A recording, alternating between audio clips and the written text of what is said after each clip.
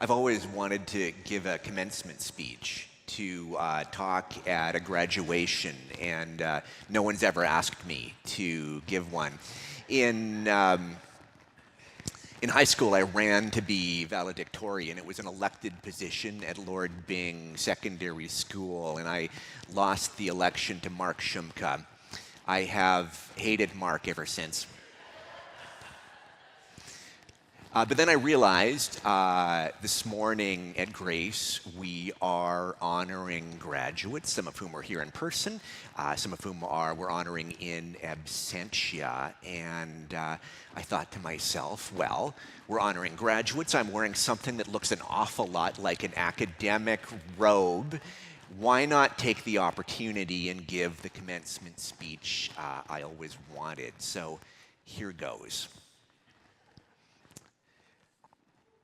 Graduates, friends, fellow colleagues, esteemed guests, I am so honored that you invited me to speak to you this morning. I'd like to share three possibly out of fashion ideas or suggestions with you this morning.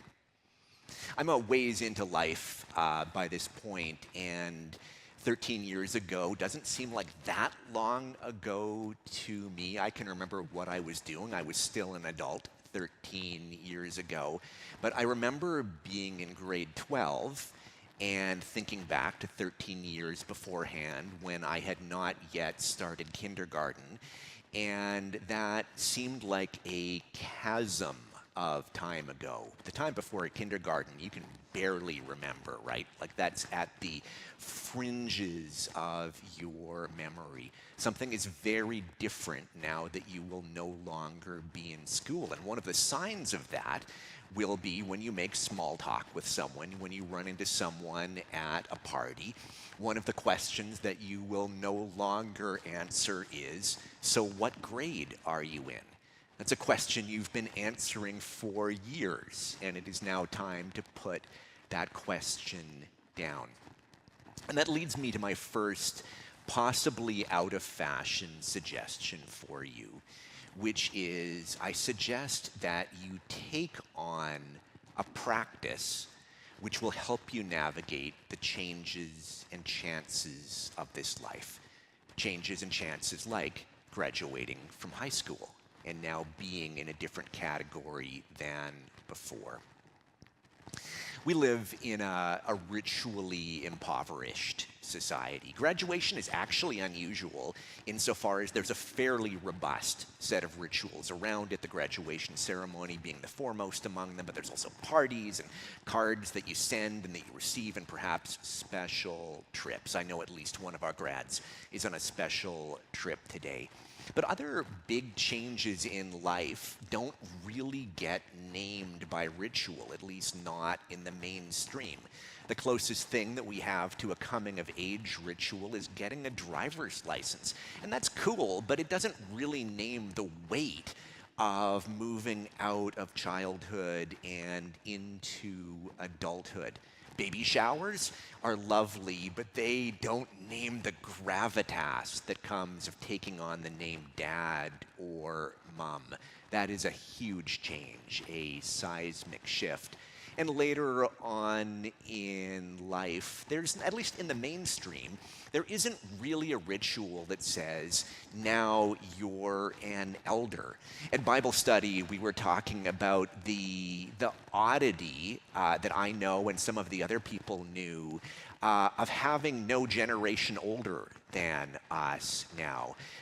Those were the people to whom we looked for wisdom, and I don't know if I feel a little goofy saying this, but it's true. They were also the people standing between us and the grave. And to realize that there's now no buffer in that role is a disconcerting thing. We are the elders now. Not all of us here, of course. The graduates are not, but some of us are now in that role. Finding a practice in which you can name these changes is important. Throughout Jesus' life, he has these hinge moments, these before and after moments, where he comes in one category. This, I've got awkward language here, and he comes out changed. And Jesus, when he is at a hinge place, always seeks out a ritual, a rite, a practice within which to name the change. In his baptism, he goes in John's arms into the waters of the Jordan, and he comes out new and different. Before he heads for Jerusalem, he goes to the mountaintop with his friends, and there he shines. And before the soldiers come and arrest him, he retreats back to the garden, back to Gethsemane, and there spends the night awake and weeping and naming the fullness of what he is on the precipice of. Most of us, all of us, I suspect, will never shine on a mountaintop. We don't live a life as intense or full of miracle as Jesus is, but we do have before and after moments in our lives, moments of transition.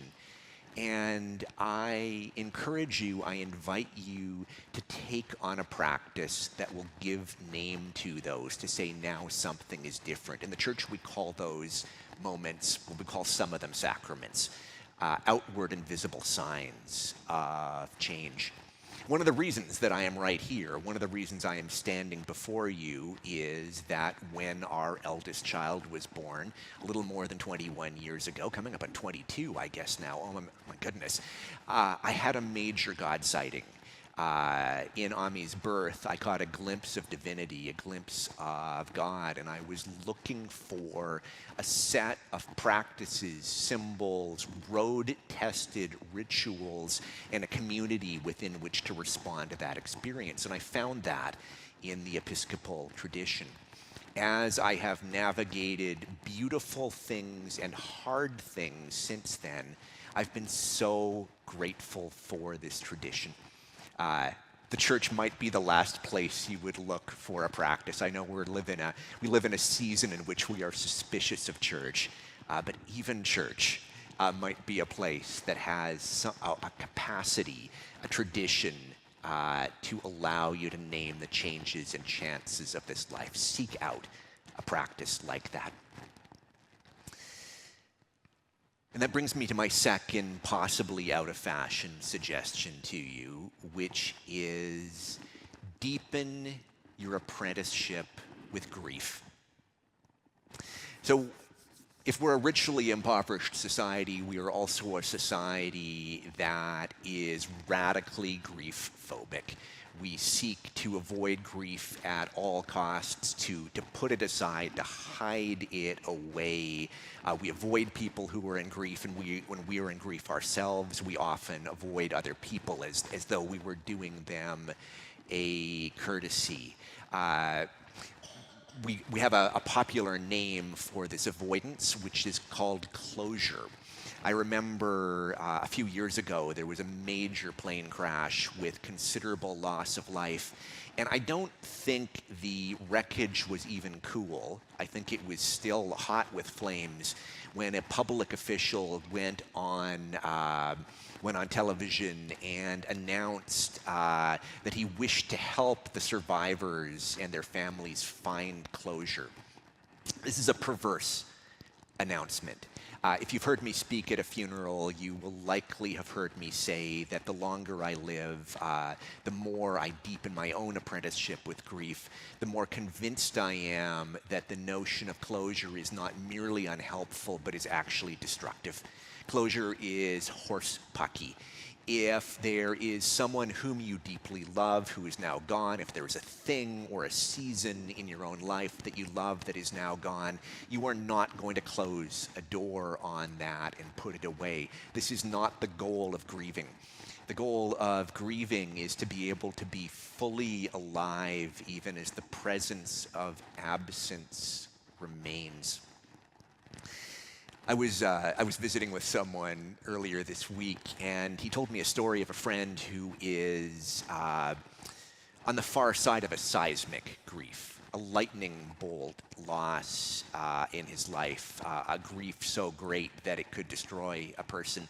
And the two of them were visiting. I think they were away on a trip together. My friend is someone wise and compassionate who does not avoid grief or avoid people in grief.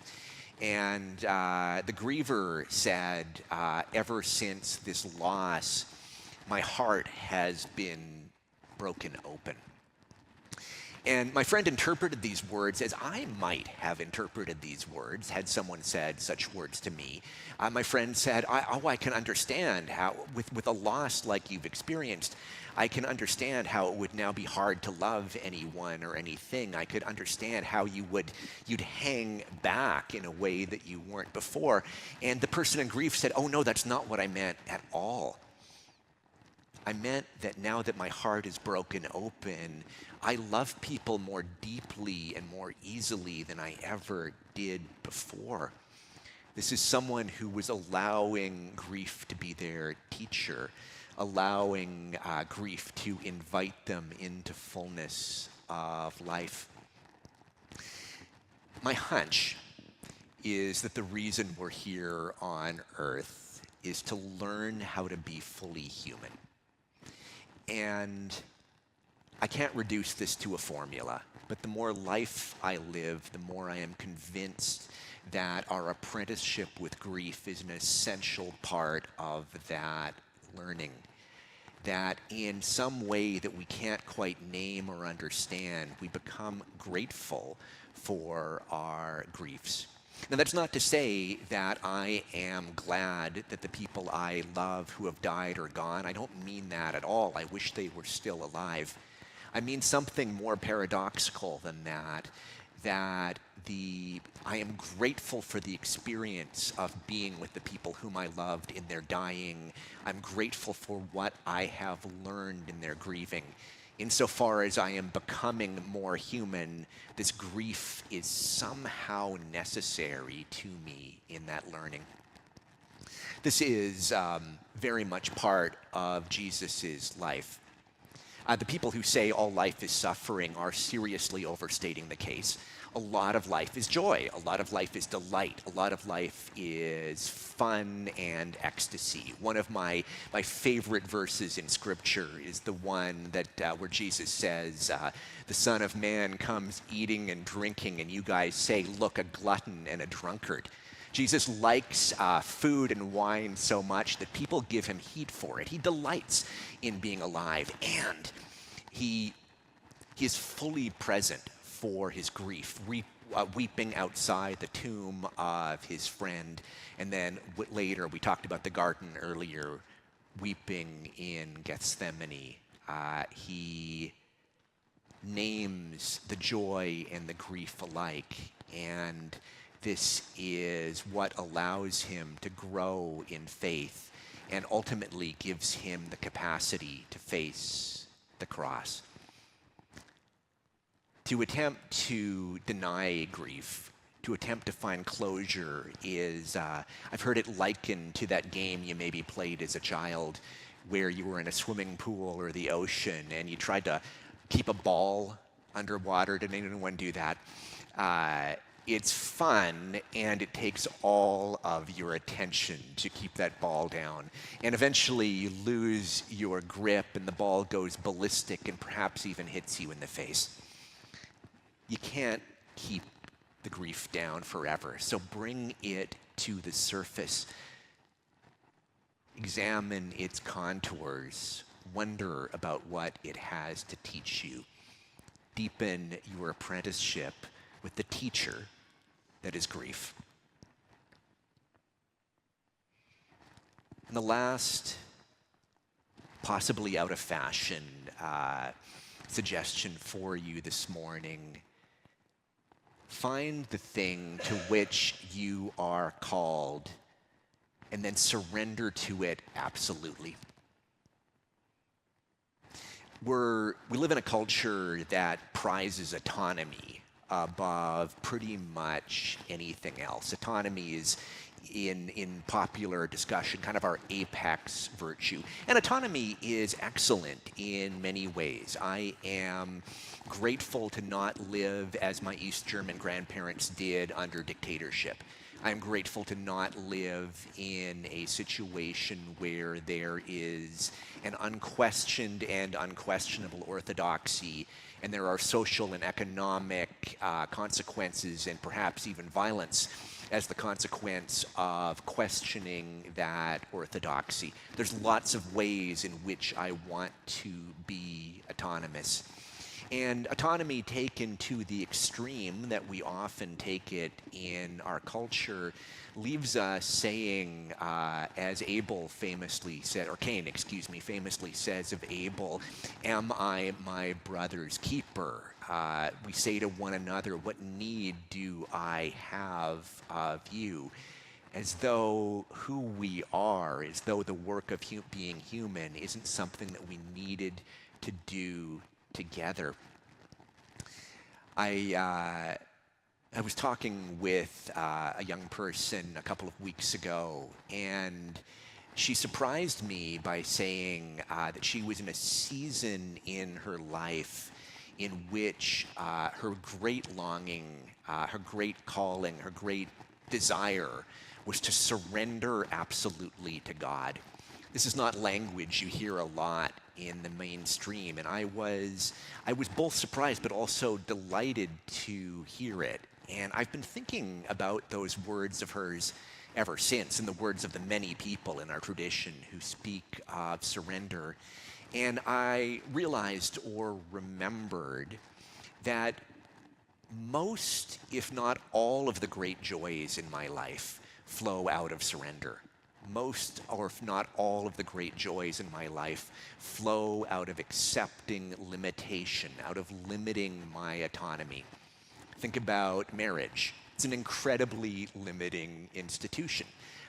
You are constrained. You're saying yes to one person until you are parted by death. Oh my God, that is a huge promise. Think about parenthood for those of you who are parents and the incredible limitations that come out of parenthood. You can't do just anything that you want to. Think about deep friendship.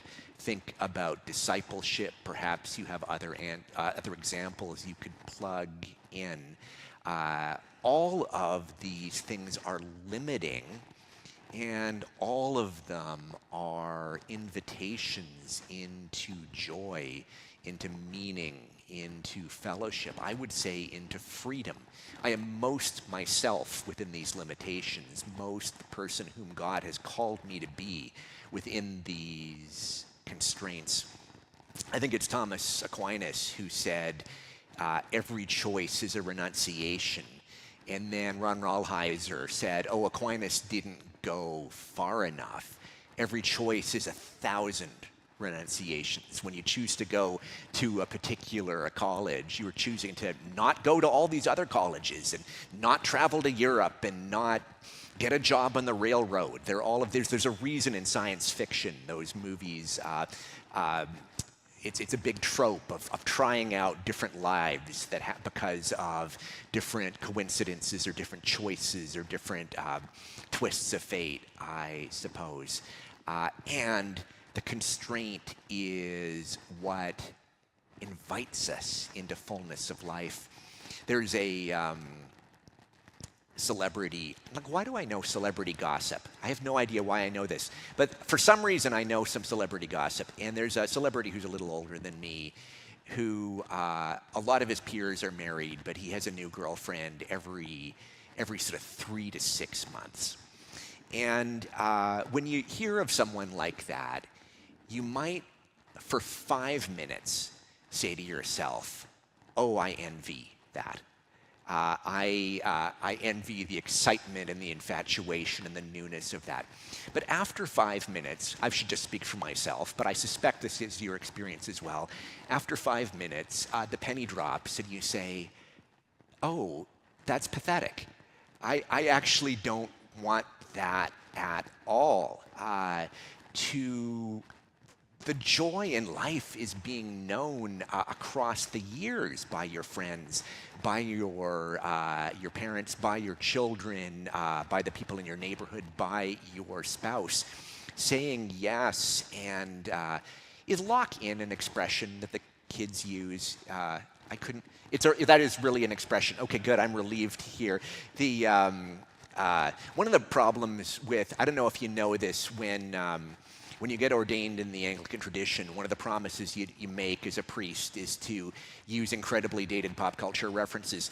And so I've heard several priests, like to this day, referring to the Got Milk campaign, which I believe is from 1992. So I'm pleased to have a current piece of slang and have nods from the choir. This is a relief. That locking into our choices, making these irrevocable commitments, yes, on its face, we are diminishing our autonomy, but my experience, and I bet yours too, is that's where the freedom is. That's where the joy is. That is where the possibility lies.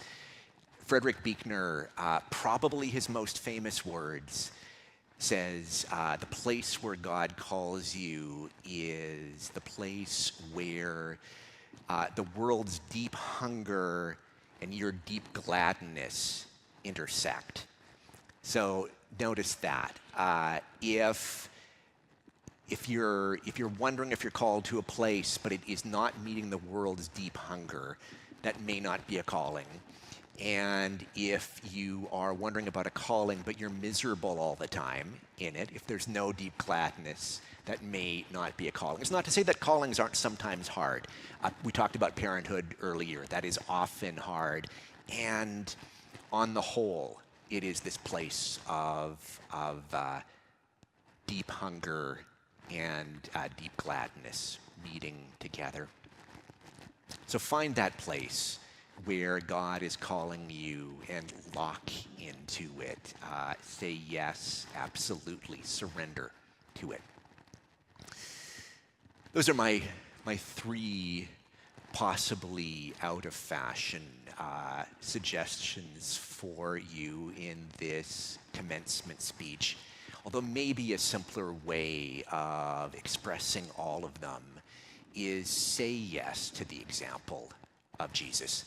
That's our calling, isn't it, as Christians, is to imitate Christ, to tell holy stories, to share wonderful meals, to heal.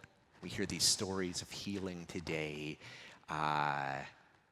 to go towards people who are hurting and invite life, invite healing into their lives, and to, in so doing, invite healing into our own. Say yes to that. Say yes to where God is inviting you and who God is inviting you to be. What a gift it is to live this life in spite of everything. Happy graduation.